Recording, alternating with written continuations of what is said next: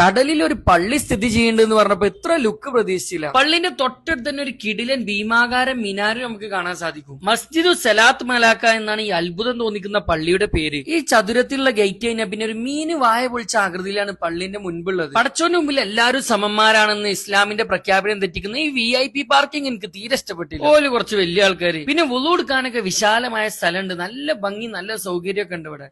അങ്ങനെ നമ്മൾ പള്ളിന്റെ ഉള്ളിൽ കയറി നമ്മളിപ്പോ എത്തിക്കാഫിന്റെ നിയത്ത് വെച്ച് കടലിലാണ് നിൽക്കുന്നത്. ഏകദേശം 1 കോടി മലേഷ്യ റിംഗിറ്റാണ് ഈ പള്ളിന്റെ ചെലവ്. അതായത് ഇന്ത്യൻ റുപ്പി നോക്കുമ്പോൾ 20 കോടി രൂപ. പള്ളിന്റെ ഉള്ളിൽ കുറെ ഫാൻ വാങ്ങാൻ മടിച്ചിട്ട് ഏതോ ഹെലികോപ്റ്ററിന്റെ പഴയ ഫാനെ കൊടുത്തു. ഏതായാലും ഇത്രയും പൈസ വാക്കുമ്പോ ഫാനും കൂടിയാണ് പുതിയ വാങ്ങിക്കൂടെ അല്ലെ. വേങ്ങര ഏതോ ഓഡിറ്റോറിയത്തിലും കണ്ടിട്ടുണ്ട് ഇങ്ങനത്തെ ഫാൻ. മെല്ലെ കറങ്ങാണെങ്കിൽ നല്ല കാറ്റുണ്ട് കേട്ടോ. ഇത് പള്ളിന്റെ ബാക്ക് സൈഡ് അഥവാ കടലിന്റെ സൈഡിൽ നിന്നുള്ള വ്യൂ ആണ്. ഇവിടുന്ന് ആ മീൻ തൊള്ള പൊളിച്ച ഷേപ്പ് നേരെ മനസ്സിലാക്കാൻ സാധിക്കും. നൂഹ്നബിന്റെ ചരിത്രം ഓർമ്മ വരും. ഈ ഏരിയയിൽ നിന്ന് കടൽക്ക് നോക്കിയാൽ കുറെ വെറൈറ്റി ഐറ്റംസ് മീനുകളൊക്കെ കാണാൻ സാധിക്കും. പിന്നെ ഞാൻ അവിടെ ഉണ്ടായിരുന്ന കുട്ടികളോടൊക്കെ ഈദ് മുബാറക്ക് പറഞ്ഞു. പല രാജ്യത്തെ കുട്ടികൾ പിന്നെ നമുക്കൊരു വീക്ക്നെസ് ആണല്ലോ.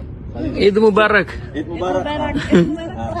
ഇവരുടെ പിന്നെ വേറൊരു സ്റ്റൈല് സലാമ നെറ്റിമൊക്കെ മുട്ടിച്ചു. ഇത് പള്ളിന്ന് കരയ്ക്കുള്ള ഒരു വ്യൂ ആണ്. സാധാരണ നമ്മൾ കരയിലിരുന്ന് കടൽ ആസ്വദിക്കലുണ്ട്. ഇത് വേറെ തന്നെ ഒരു ഫീലിംഗ് ആണ്. കടലിൽ എഴുത്തിക്കാഫിനെ നിയന്ത്രിച്ച് നിസ്കരിക്കാനുള്ള അപൂർവ ചാൻസ് ആയതുകൊണ്ട് നമ്മൾ അതാണ് മുതലാക്കി. പിന്നെ ഇവിടെ വരുന്ന വിദേശികൾക്ക് പള്ളി കാണണം